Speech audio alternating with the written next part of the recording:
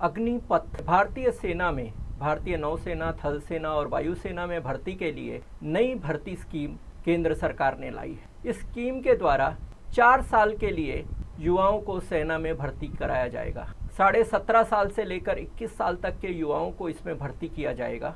भर्ती सिर्फ 4 साल के लिए होगी। 4 साल के बाद उनको रिटायर कर दिया जाएगा और सिर्फ 25% युवाओं को आगे सेना में फुल टाइम नौकरी दी जाएगी। इसमें कहा जा रहा है कि 30 से 40 हज़ार तक हर महीना आपको मानधन मिलेगा, या पगार कह लो, पगार मिलेगी। और जब आप रिटायर होंगे 4 साल के बाद तो आपको 10 लाख रुपया दिया जाएगा। इसमें ना तो पेंशन होगा ना ग्रेच्युटी होगी।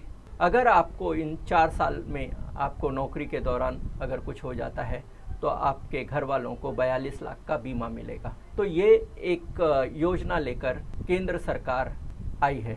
इस योजना का पूरे देश में विरोध हो रहा है। छात्र सड़क पर उतर गए हैं और उन्होंने सड़क कई जगह पर जाम कर दिया, कई जगह पर टायरों में आग भी लगाई।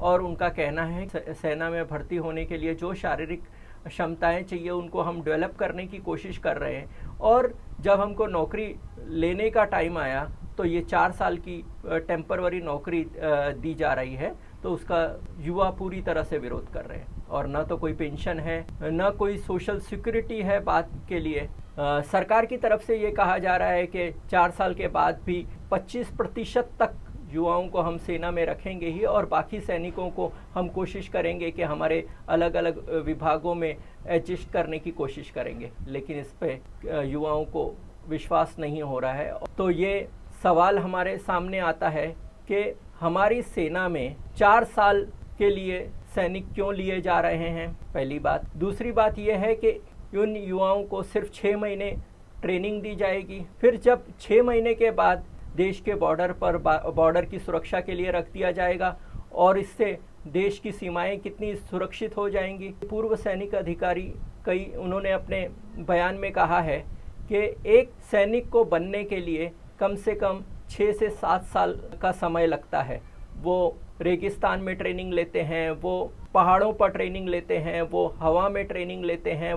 तो क्या ये 6 महीने की ट्रेनिंग में तो उससे कोई अच्छा देश का सैनिक बन पाएगा? तो बहुत सारे सैनिक अधिकारी कहते हैं कि कोई अच्छा सैनिक बन नहीं पाएगा जो हमारे देश की सीमाओं की सुरक्षा कर सके। और सेना के अंदर भी एक उथल पुथल मचेगी कि ऐसे सैनिकों को कहाँ भेजा जाए, उनको कौन सी जवाबदारी दी जाए। ये सब भी बहुत बड़े सवाल उठते हैं। जब उसको बॉर्डर पर नौकरी दी जाएगी तो वो अपने जान पर खेल कर देश की रक्षा कर पाएगा, क्योंकि न तो उसे पेंशन की सुविधा है, न उसको नौकरी का परमानेंट नौकरी की सिक्योरिटी है, और न उसको कोई आधार है।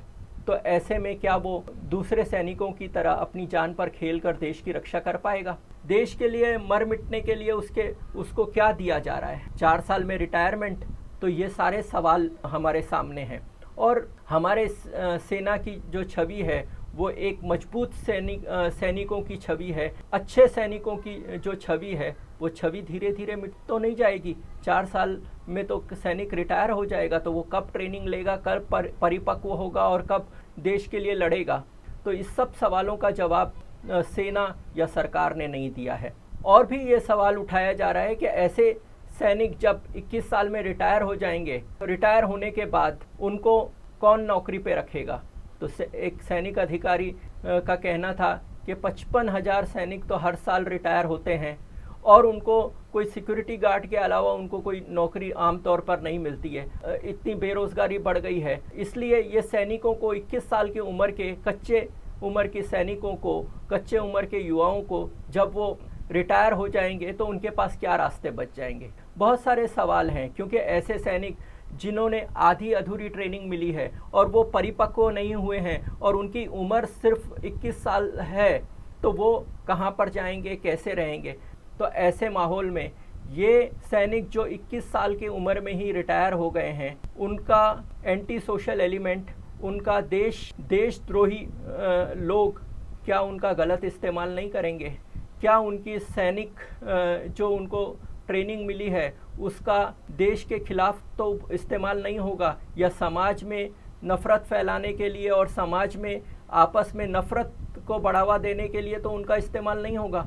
ये सब सवाल हमारे सामने है जिसका जवाब नहीं है। तो एक तो हम यही कहना चाहते हैं कि देश के युवाओं के लिए भी ये बहुत ही खतरनाक स्थिति है कि ऐसे युवाओं को 4 साल के लिए कॉन्ट्रैक्ट बेस पे लिया जा रहा है और उनको फिर उसके बाद रिटायर कर दिया जा रहा है। और दूसरी तरह से हमारे सेना को जो अच्छे सैनिक मिलने चाहिए, परिपक्व सैनिक मिलने चाहिए, जो हमारे देश के लिए जान देने के लिए तैयार हो जाएं और उनको सरकार की तरफ से सुरक्षा भी मिले, वो भी नहीं होगा तो देश की सेना के लिए भी एक खतरा निर्माण हो जाएगा।